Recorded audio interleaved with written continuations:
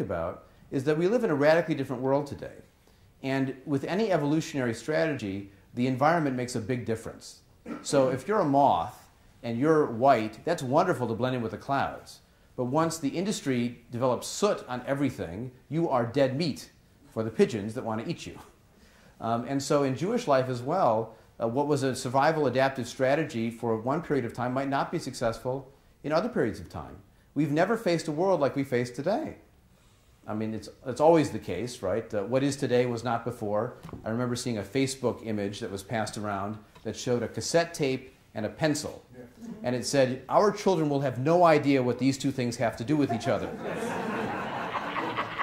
For those who don't know that you have to roll the tape using the pencil. But our kids just won't know. The world is always different. So when people say what's going to happen in the future, I often give them this example. Picture the Jewish world in 1913. What was the largest Jewish community in the world? It was in Poland. What was the American Jewish community like? There were some elite grandee, Upper West Side German Jews who wanted nothing to do with the unwashed immigrant masses on the Lower East Side, who all spoke Yiddish and had nothing, even though the Germans spoke German and the Lower East Side Jews spoke Yiddish, they didn't have anything to say to each other. The Jewish community in the land of Israel was very, very small. I mean, David Ben-Gurion had just arrived a few years ago and he was young. And he had actually a full head of hair that was not white. And if you were looking at Jewish political movements at the time, there were two competing voices for secular Jewish ethnic identity. One said, let's take the masses, the millions of Jews living in Eastern Europe, let's build on their Yiddish-speaking language and address their socioeconomic condition on the lower classes and be Yiddish-speaking socialists that had a cultural national identity.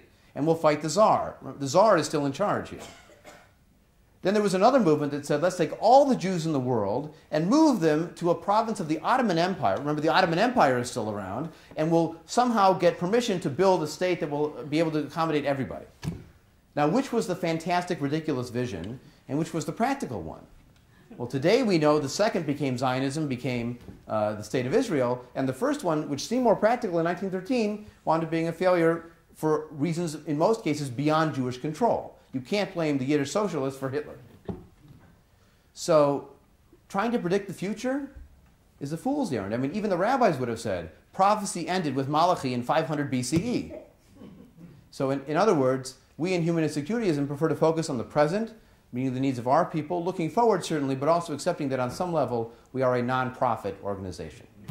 The question is that, is there a relationship between this diaspora experience of living as a minority among other peoples for almost all of our recorded verifiable history and our desire to maintain an identity or to try and define an identity?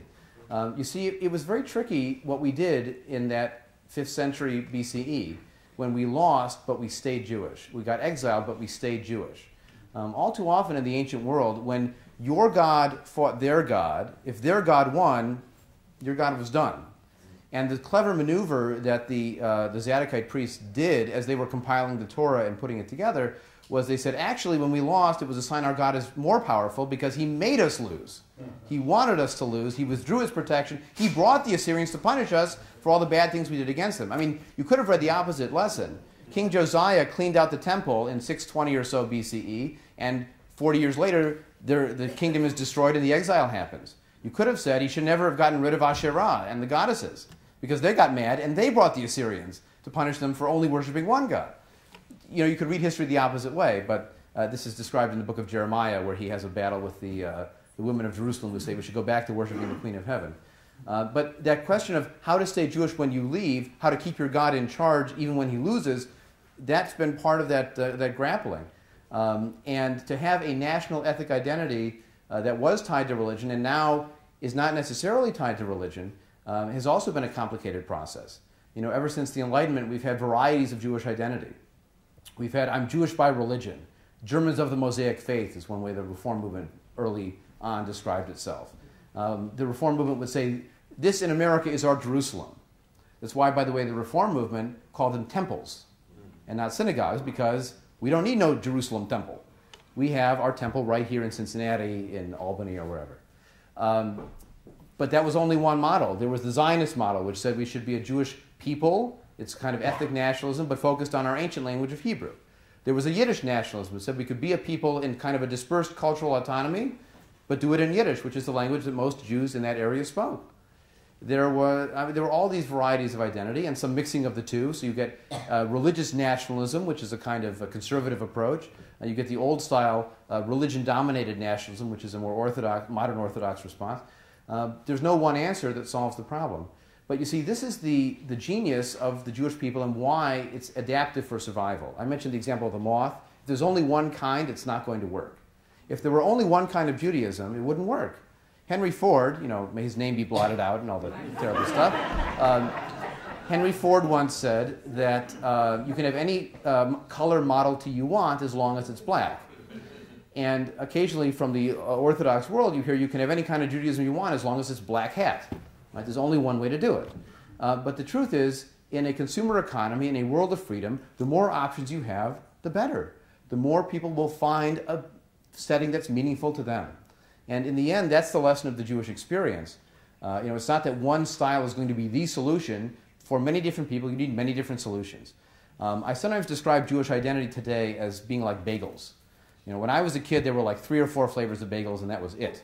There was plain, there was egg, there was raisin, and there was salt. And that was it. And those are what the options were. Sort of like Reform, Conservative, Orthodox, boom. Well, nowadays you go to a bagel store and there are sun-dried tomato and blueberry and Asiago cheese and chocolate chip. And part of you says, that's not a bagel. Just like people might say, well, this isn't a Judaism. But the more kinds of bagels you have, the more people will enjoy bagels and find a bagel that connects with them and that they like and that they want to come back and they recommend to their friends. And that, in the end, is a strategy for survival.